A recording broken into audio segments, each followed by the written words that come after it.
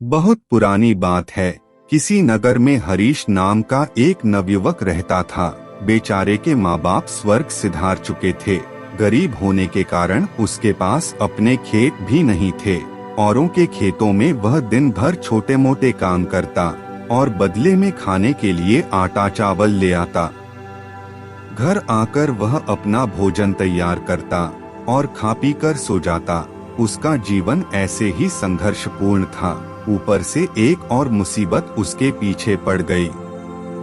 एक दिन उसने अपने लिए 4 रोटियां बनाई, हाथ मुंह धोकर वापस आया तब तक 3 ही बची।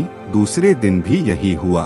तीसरे दिन उसने रोटियां बनाने के बाद उस स्थान पर नजर रखी। उसने देखा कि कुछ देर बाद वहां एक मोटा सा चूहा आता है और एक रोटी उठाकर वहां से जाने लगता है। हरीश तैयार रहता है। वह फौरन चूहे को पकड़ लेता है। चूहा बोला, भैया मेरी किस्मत का क्यों खा रहे हो? मेरी चपाती मुझे ले जाने दो। हरीश बोला, तुम्हें ले जाने दी तो मेरा पेट कैसे भरेगा? मैंने पहले से ही अपने जीवन से परेशान हूँ। ऊपर से अब पेट भर खाना भी ना मिले तो मैं क्या करूँगा? ना जाने मेरे जीवन में खुशहाली कब आएगी। इस पर चूहे ने कहा, तुम्हारे सारे सवालों का जवाब तुम्हें मतंग ऋषि दे सकते हैं। हरीश ने पूछा, कौन है वह? चूहे ने उत्तर दिया, वह एक पहुँचे हुए संत हैं। उत्तर दिशा में कई पर्वतों और नदियों को पार करके ही उनके आश्रम तक पहुंचा जा सकता है। तुम उन्हीं के पास जाओ, वही तुम्हारा उद्धार करेंगे। हरीश चूहे की बात मान गया और अगली सुबह ही खाने पीने की गठरी बांधकर आश्रम की ओर बढ़ चला। काफी दूर चलने के बाद उसे एक हवेली दिखाई दी। हरीश वहां गया और रात भर के लिए शरण मांगी। हवेली की मालकिन ने पूछा, बेटा कहाँ जा रहे हो? हरीश, मैं मतंग ऋषि के आश्रम जा रहा हूँ। मालकिन, बहुत अच्छा। उनसे मेरे एक प्रश्न का उत्तर मांग कर लाना कि मेरी बेटी 20 साल की हो गई है। वह देखने में अत्यंत सुंदर है। उसके अंदर हर प्रकार के गुण भी विद्यमान हैं। बेचारी ने अभी तक एक शब्द नहीं बोला है। पूछना वह कब बोलना शुरू करेगी? और ऐसा कहते कहते मालकिन रो पड़ी। हरीश जी, आप परेशान ना हो, मैं आपका उत्तर जरूर लेकर आऊंगा। हरीश अगले दिन आगे चल पड़ा।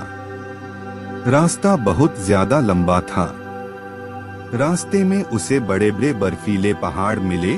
उसे समझ नहीं आ रहा था कि कैसे पार करूं। समय बीत रहा था। तभी उसे एक तांत्रिक दिखाई दिया जो वहां बैठकर तपस्या कर रहा था।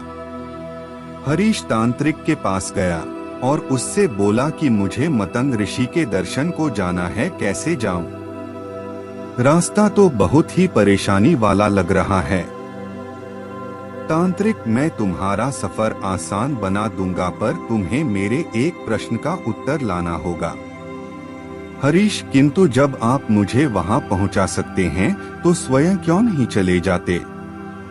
तांत्रिक, क्योंकि मैंने इस स्थान को छोड़ा तो मेरी तपस्या भंग हो जाएगी। हरीश, ठीक है, आप अपना प्रश्न बताएं। तांत्रिक, पूछना मेरी तपस्या कब सफल होगी? मुझे ज्ञान कब मिलेगा? हरीश, ठीक है, मैं इस प्रश्न का उत्तर जरूर लाऊंगा। इसके बाद तांत्रिक ने अपनी तांत्रिक विद्या से लड़के को पहाड़ पार करा दिया। अब आश्रम तक पहुंचने के लिए सिर्फ एक नदी ही पार करनी थी। हरीश इतनी विशाल नदी देखकर घबरा गया। तभी उसे नदी के किनारे एक बड़ा सा कछुआ दिखाई दिया। लड़के ने कछुए से मदद मांगी, आप मुझे अपनी पीठ पर बैठाकर नदी पार करा दीजिए। कछुए ने कहा, ठीक है। जब दोनों नदी पार कर रहे थे तो कछुए ने पूछा, कहाँ जा रहे हो? हरीश ने उत्तर दिया, मैं मतंग ऋषि से मिलने जा रहा हूँ। कछुए ने कहा, ये तो बहुत अच्छी बात है। क्या तुम मेरा एक प्रश्न उनसे पूछ सकते हो? हरीश जी, अपना प्रश्न बताइए। कछुआ, मैं एक असाधारण कछुआ हूँ जो समय आने पर ड्रैगन बन सकता है। 500 सालों से मैं इसी नदी में हूँ और ड्रैगन बनने की कोशिश कर रहा हूँ। मैं ड्रैगन कब बनूंगा? बस यह पूछ करके आ जाना। नदी पार करके कुछ दूर जाने पर मतंग ऋषि का आश्रम दिखाई देने लगा। आश्रम में प्रवेश करने पर शिष्यों ने हरीश का स्वागत किया। संध्या समय ऋषि ने हरीश को दर्शन दिए और बोले, पुत्र, मैं तुम्हारे किन्हीं भी 3 प्रश्नों का उत्तर दे सकता हूँ। पूछो अपने प्रश्न। हरीश असमंजस में फंस गया कि वह अपना प्रश्न पूछे या उसकी मदद करने वाली मालकिन, तांत्रिक और कछुए का। वह अपना प्रश्न पूछना चाहता था, पर उसने सोचा कि उसे मुसीबत में मदद करने वाले लोगों का उपकार नहीं भूलना चाहिए। उसे ये नहीं भूलना चाहिए कि उसने उन लोगों से उनके प्रश्नों के उत्तर लाने का वादा किया है। उसी पल उसने निश्चय किया कि वह खूब मेहनत करेगा और अपनी जिंदगी बदल देगा। लेकिन इस समय उन 3 लोगों की जिंदगी में बदलाव लाना जरूरी है। और यही सोचते सोचते उसने ऋषि से पूछा, हवेली के मालिक की बेटी कब बोलेगी? ऋषि, जैसे ही उसका विवाह होगा वह बोलना शुरू कर देगी। हरीश, तांत्रिक को मोक्ष कब प्राप्त होगा? ऋषि, जब वह अपनी तांत्रिक विद्या का मोह छोड़ उसे किसी और को दे देगा, तब उसे ज्ञान की प्राप्ति हो जाएगी। हरीश, वह कछुआ ड्रैगन कब बनेगा? ऋषि, जिस दिन उसने अपना कवच उतार दिया वह ड्रैगन बन जाएगा। हरीश ऋषि से उत्तर जानकर बहुत प्रसन्न हुआ।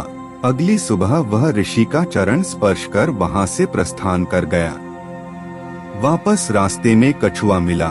उसने हरीश को नदी पार करा दी और अपने प्रश्न के बारे में पूछा।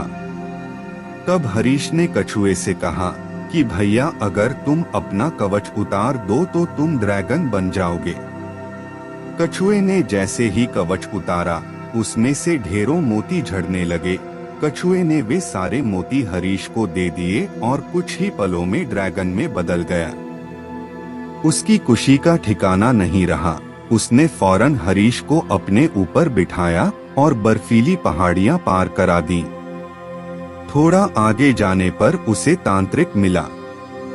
हरीश ने उसे ऋषि की बात बता दी कि जब आप अपनी तांत्रिक विद्या किसी और को दे देंगे तो आपको ज्ञान की प्राप्ति हो जाएगी।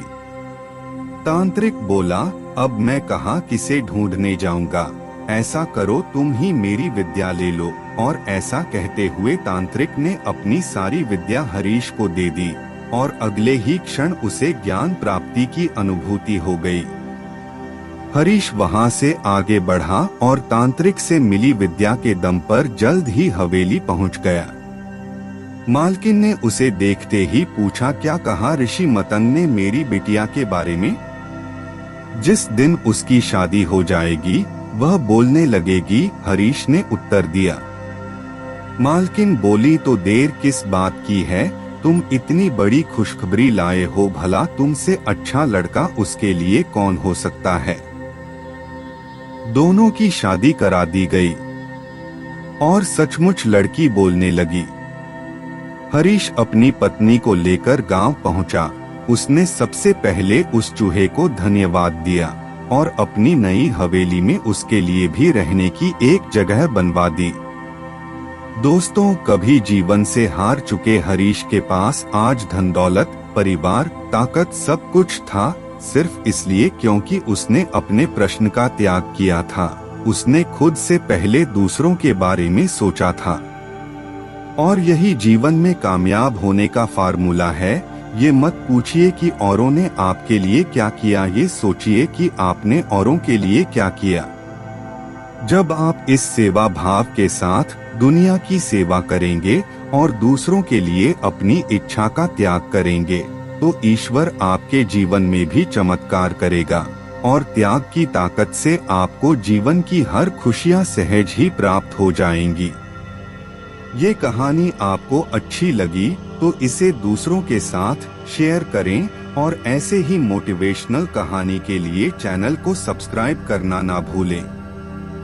धन्यवाद।